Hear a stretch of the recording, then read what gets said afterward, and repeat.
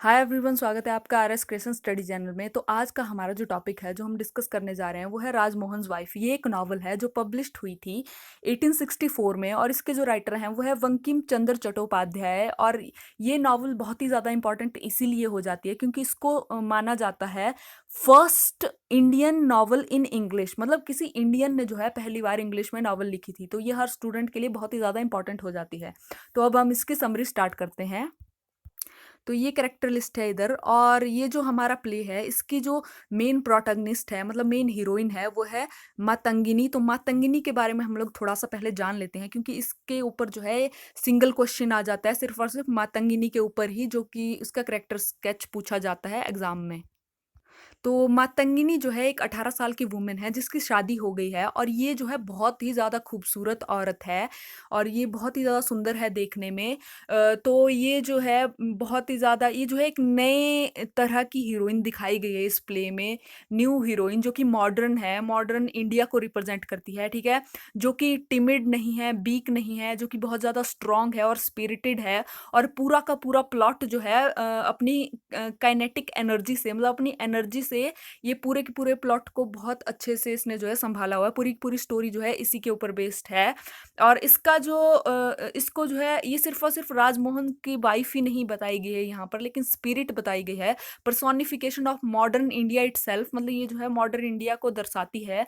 India जो कि नया इंडिया एमर्ज हो रहा होता है, वो इंडिया नहीं जो कि विलेज का होता है, ओल्ड इंडिया और फ्यूडल टाइम का इंडिया, लेकिन एक नया इंडिया जो कि फुल ऑफ न्यू पॉसिबिलिटीज के साथ होता है, जो कि ब्यूटीफुल है और पावरफुल है और स्ट्रॉन्ग है। लेकिन इसके ऊपर जो है बहुत ज़्यादा बर्डन भी है, और सौरो भी है, और चिंता भी बहुत ज़्यादा है। जैसे कि नए इंडिया को है, वैसे ही यहाँ पर मातंगिनी को भी ऐसी ही चिंता दिखाई गई है, क्योंकि ये जो है हैप्पी नहीं है, खुश नहीं है, क्योंकि ये फ्री नहीं है। इसकी जो एनर्जी और पावर है उसको जो है कंट्रोल कर रहा है इसका जो अनवर्दी हस्बैंड है, जो कि एक इविल पर्सन है, बहुत ही बुरा इंसान है। तो ये है मातंगिनी के बारे में मैंने आपको बता दिया, थोड़ी सी इंफॉर्मेशन दे दी। अब हम लोग स्टोरी स्टार्ट करते हैं। तो कहानी की शुरुआत होती है, ये जो मातंगिनी है ये अपनी फ्रेंड कनक के साथ जो है पानी भरने नदी के पास जाती है। जो कि जहाँ पर उसको जो है जाते जाते जो है इसको नोटिस करते हैं माधव घोष और माथुर घोष। ये दोनों जो है कजन हैं। और ये जो माधव घोष है, ये मतंगिनी के बहन हिमांगिनी का पति है, मतलब ये दोनों रिलेटिव हैं। तो यहाँ पर ये जो माथुर घोष है, ये माधव से बहुत ही आश्चर्य से पूछता है कि ये जो खूबसूरत औरत है ये कौन है, ठीक है। तो माधव बताता है कि वो उसकी सिस्टर इन लॉ है, जिसकी शादी एक राजमोहन नाम के व्यक्ति से हुई है। तो माथुर घोष कहता है कि वो तो ऐसे ही है, मतलब एक क्लाउन सा व्यक्ति है, जोकर है। तब तो वो बहुत ही ज़्यादा लकी है क्योंकि उसकी इतनी खूबसूरत वाइफ है। तो जैसे ही अब इसके बाद क्या होता है कि ये जो मातंगिनी है ये वापस घर आ जाती है पानी भर के। और जैसे ये घर के दरवाजे के पास पहुंचती है, ये और इसकी फ्रेंड, तो वहां पर दरवाजे पे जो है राजमोहन खड़ा होता है। और ये जो राजमोहन है ये बहुत ही गुस्से से लाल हुआ होता है और चिल्लाने लगता है मातंगिनी के ऊपर, क्योंकि इसने जो है मातंगिनी को मना किया होता है पानी भरने जाने के लिए, वो उसकी परमिशन के बिना ही चली गई होती है। तो ये जो है मातंगिनी जो पानी भर के लाई होती है उसको नीचे जमीन पर गिरा देता है, और उसके ऊपर चिल्लाना स्टार्ट कर देता है, उसको मारना स्टार्ट कर देता है। और तब तक नहीं रुकता जब तक मातंगिनी, मतलब उसका रो रो के बुरा हाल हो जाता है, और फिर उसके बाद वो जो है थोड़ा शांत हो जाता है। ये जो राजमोहन है ये बहुत ही इविल पर्सन है और एक बेरोजगार व्यक्ति है।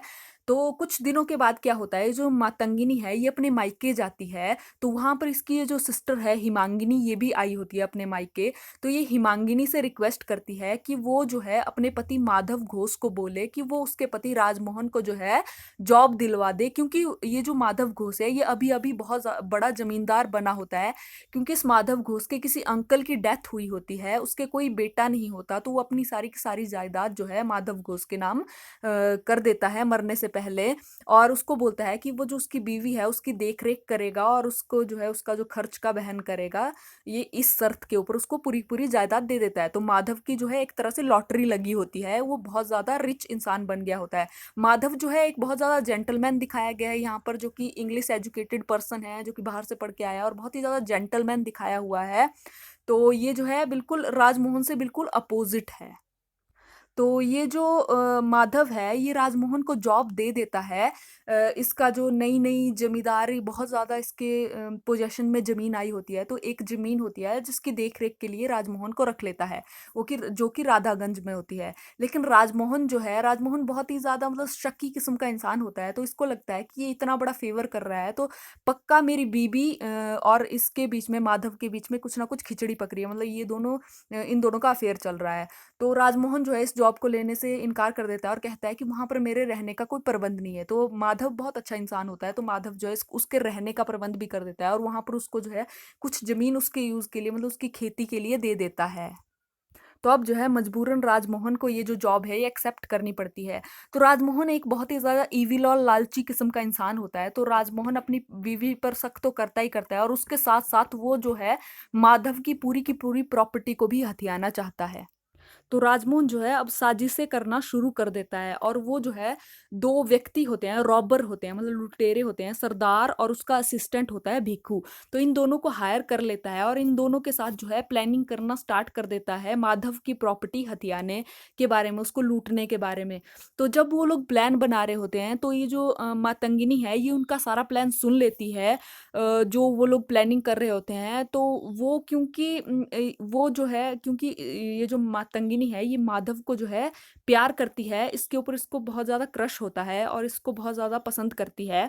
तो वो उसको बचाने के लिए आधी रात को मतलब वो रात हुई होती है जब वो लोग प्लानिंग कर रहे होते हैं।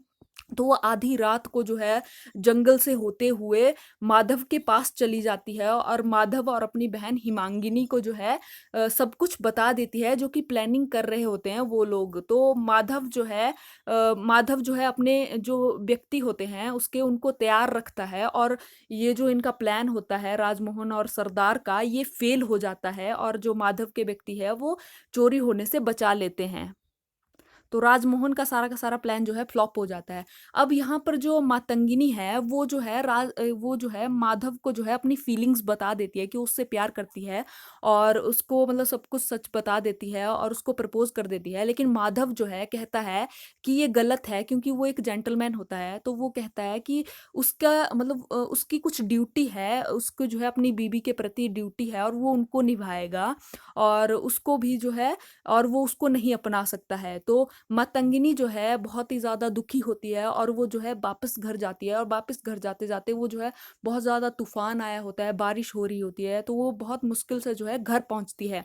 तो जैसे ही वो घर पहुँचती है, राजमोहन को सब कुछ पता चल गया होता है कि उसने ही माधव को जाकर के बताया है सब कुछ। तो राजमोहन बहुत ही ज़्यादा गुस्से में होता है, एक तो उसको पता होता है कि वो जो है उसको प्यार करती है, उसको बहुत ज़्यादा चाहती है, तो वो राजमोहन बहुत ज़्यादा गुस्से में होता है और इतना गुस्से में होता है कि उसको मारने की कोशिश करता है। उसको मतलब मारने की कोशिश करता है, तभी वहाँ पर सरदार और भिक्खू आ जाते हैं और वो जो है राजमोहन को मारने की कोशिश करते हैं। उनको लगता है कि राजमोहन की वज़ह से सारा का सारा प्लान फ्लॉप हुआ है। लेकिन राजमोहन उनको सब कुछ बताता है कि उसकी बीवी की गलती है। उतने में जो मातंगिनी है, वो वहाँ से जान बचाकर कैसे ना कैसे भाग जाती है। तो मातंगिनी जो है भागकर अपनी फ्रेंड कनक के घर जाती है और कनक को पूरी की पूरी बात बताती है। वहाँ पर एक और ओल्ड लेडी होती है जो कि होती है सुखी की मदर। तो सुखी की मदर भी वहाँ पर होती है। तो ये जो है ये जो ओल्ड लेडी है ये मातंगिनी को बोलती है कि तुम मेरे साथ चलो, मैं तुम्हारी मदद करूँगी, मैं तुम्हें किसी बड़े घर में रखूँगी। क्योंकि ये जो सुखी की मदर होती है ये माथुर घोष के घर पर जो है मेड होती है, मतलब नौकरानी होती है। तो ये जो सुखी की मदर है ये मातंगिनी को जो है माथुर घोष के घर पर लेके जाती है और जो माथुर घोष है इसकी 2 बीबियाँ होती है, तारा और चंपक। जो पहली बीबी होती है ये बहुत ही ज़्यादा अच्छी होती है। तो ये जो सुखी की मदर है ये तारा को कहती है कि हमें इसकी मदद करनी होगी।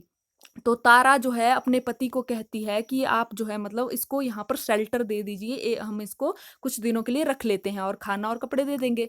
तो माथुर की क्योंकि लस्टी नज़र होती है, माथुर के इरादे सही नहीं होते हैं, उसको मातंगिनी के ऊपर पहले से उसकी लस्ट होती है, उसके साथ सेक्सुअली रिलेशन बनाना चाहता है, तो माथुर जो है मान जाता है तारा की बात। हालाँकि उसकी ये जो दूसरी बीबी है, ये जो सेकंड नंबर की बीबी होती है चंपक, ये बहुत ज़्यादा गुस्सा हो जाती है माथुर गोश्त से, ये नहीं चाहती कि मातंगिनी यहाँ पर रुके और ये जो है बहुत ज़्यादा गुस्सा हो जाती है। तो अब जो राजमोहन है उसको पता चल जाता है कि उसकी वाइफ जो है माथुर घोष के घर पर है, तो वो उसको लेने जाता है और माथुर घोष को जो है उसकी वाइफ को उसको देना पड़ता है, क्योंकि उसको पता होता है कि ये गलत है, अगर मैं उसकी वाइफ को यहाँ पर नहीं रख सकता हूँ। तो वो उसकी वाइफ को छोड़ देता है और राजमोहन जो है अपनी वाइफ को जो है मातंगिनी को जो है सुखी की मदर के साथ जो है अपने घर भेज देता है और खुद जो है वो प्लॉट बनाना स्टार्ट कर देता है, जो प्लानिंग उसकी फेल हो गई थी सरदार और भिक्खू के साथ माधव को लूटने की, ठीक है, माधव की प्रॉपर्टी हथियाने की। तो जब राजमोहन फिर से प्लान बना करके घर आता है, घर पे देखता है कि उसकी वाइफ घर पे नहीं होती है, मातंगिनी घर पहुंची ही नहीं होती है, तो मातंगिनी जो है बहुत, वो उसको बहुत ज़्यादा ढूंढता है इधर उधर कि वो कहाँ गई है। तो अब जो है मातंगिनी पता है कहाँ गई होती है, मातंगिनी को जो है माथुर घोष ने किडनैप कर लिया होता है, क्योंकि उसकी लस्टी नजर होती है उसके ऊपर। उसने जो है सुखी की मदर को बोल के उसको जो है गोडाउन में बांध के रखवा लिया होता है। तो ये जो माथुर घोष है ये मातंगिनी के साथ जो है सेक्सुअल रिलेशन बनाना चाहता है, सेक्सुअली प्लेजर लेना चाहता है, तो ये जो है उसके साथ जो है जबरदस्ती करने की कोशिश करता है, लेकिन मातंगिनी जो है नहीं मानती है। तो माथुर घोष जो है बहुत ज़्यादा गुस्सा हो जाता है और वो उसको जो है बांध के रखता है और उसको कहता है कि मैं तुम्हें कोई भी खाना और पानी नहीं दूंगा, ताकि वो जो है मान जाए। लेकिन मातंगिनी जो है कई दिनों तक भूखी प्यासी रहती है और नहीं मानती है। अब कुछ दिनों के बाद ये जो माधव घोष है इसको जो है सरदार और भिखू इसका असिस्टेंट जो है यहीं पर किडनैप करके लाते हैं इसी गोडाउन में। इनको नहीं पता होता कि यहाँ पर मातंगिनी को रखा हुआ है। तो उससे जो है वो लोग जो है वहीं पर लेकर के आते हैं।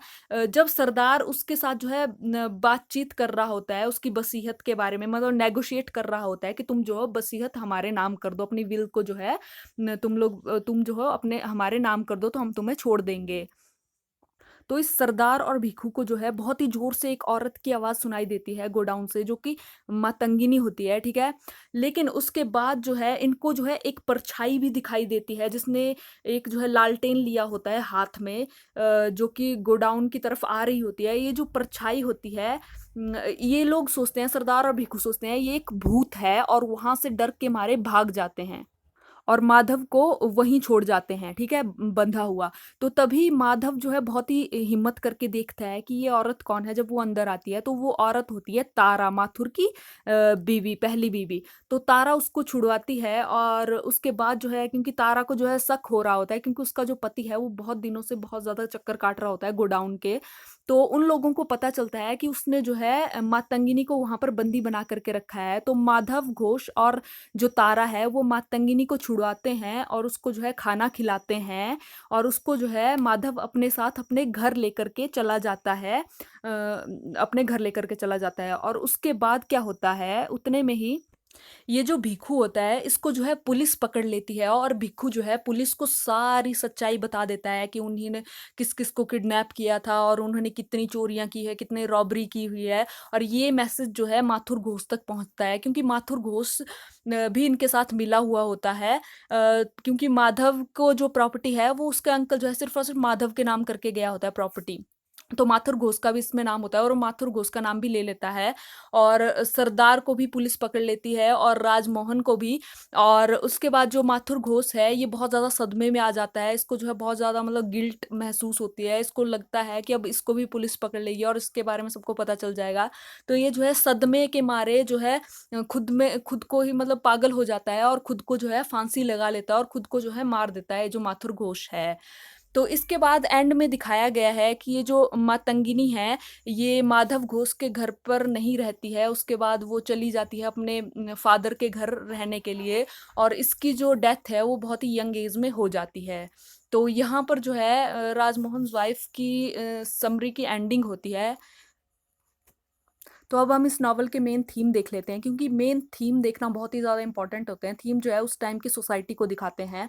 तो इसमें जो थीम है वो मैरिज है और पैट्रियार्की सोसाइटी है, ठीक है। पैट्रियार्की सोसाइटी इसलिए क्योंकि जबकि स्टोरी जो है पूरी की पूरी मातंगिनी के ऊपर है, लेकिन इसका नाम फिर भी जो है राजमोहन वाइफ रखा गया है, मतलब उसकी खुद की आइडेंटिटी नहीं बताई गई है। और यहाँ पर जो है लव दिखाया गया है, जो कि मतलब जो मातंगिनी है वो अपने ब्रदर इन लॉ को लव करती है। और उसके बाद जो है ट्रांसग्रेशन दिखाया गया है, जो मतलब उल्लंघन दिखाया गया है एक तरीके से, जो अपना लव जो है एक्सप्रेस करती है अपने ब्रदर इन लॉ को और उसको सच्चाई बता देती है। तो एक तरह से मतलब उस टाइम के दौर पे जो है ऐसे ऐसा एक्ट करना किसी वुमेन के लिए मतलब उल्लंघन ही होता था। तो यहाँ पर जो है उल्लंघन दिखाया गया है। और उसके बाद जो है मैरिज मैरिज बहुत ज़्यादा टूटी फूटी अवस्था में दिखाई गई है। जैसे कि उसकी जो माथुर घोष है, उसकी मैरिजेस देख लीजिए, उसने दो दो शादियां की हुई है, तब भी वो जो है एक थर्ड वुमेन के लिए उसकी लस्ट बहुत ज़्यादा है। तो यहाँ पर जो है पैशन और ड्यूटी दिखाई गई है। जो माथुर जो कि माधव है, वो जो है ड्यूटी को चूज करता है पैशन के ऊपर, ठीक है, पैशन को नहीं। जबकि जो माधव है वो भी प्यार करता है, मतलब वो भी पसंद करता है मातंगिनी को, उसकी भी अट्रैक्शन होती है उसके प्रति, लेकिन वो जो है अपनी ड्यूटी को अपनाना स्वीकार करता है, अपनी ड्यूटी को चूज करता है। जो मातंगिनी है वो अपना पैशन चूज करती है। तो ये मेन थीम है राजमोहन वाइफ की। और इसमें इस नॉवल में जो है इंडिया की जो है मतलब उस टाइम की रूरल डिपिक्शन बताई गई है। इस नॉवल में बहुत अच्छे से बताया गया है। और इस नॉवल में जो है, जबकि ये लिखी इंग्लिश लैंग्वेज में गई है, लेकिन इसमें जो है बहुत ज़्यादा बंगाली वर्ड्स का यूज़ किया गया है। तो इंडियन लैंग्वेज का इसमें मतलब जबकि लैंग्वेज ली जो बंकिम चंद्र है, उन्होंने अंग्रेजों की, जो हमारे मास्टर्स थे उस टाइम, उनकी लैंग्वेज ली थी, लेकिन उसको जो है अपने तरीके से लिखा था, अपना उसमें टेस्ट डाला था, इंडिया का फ्लेवर डाला था, ठीक है। तो अगर आप पढ़ोगे तो ये बहुत ही ज़्यादा आपको बहुत सारे ऐसे वर्ड्स मिलेंगे जो कि बंगाली लैंग्वेज के हैं। तो आई होप आपको ये नॉवल बहुत अच्छे से समझ आई होगी। अगर आपको मेरी नॉवल अच्छी लगी होगी, मेरी स्टोरी अच्छी लगी होगी, तो प्लीज़ आप जो है मेरे चैनल को लाइक शेयर और सब्सक्राइब जरूर कीजिए। Thank you for watching my channel. मिलते हैं ऐसी किसी नेक्स्ट वीडियो में, तब तक के लिए आप अपना ध्यान रखिए। Bye bye.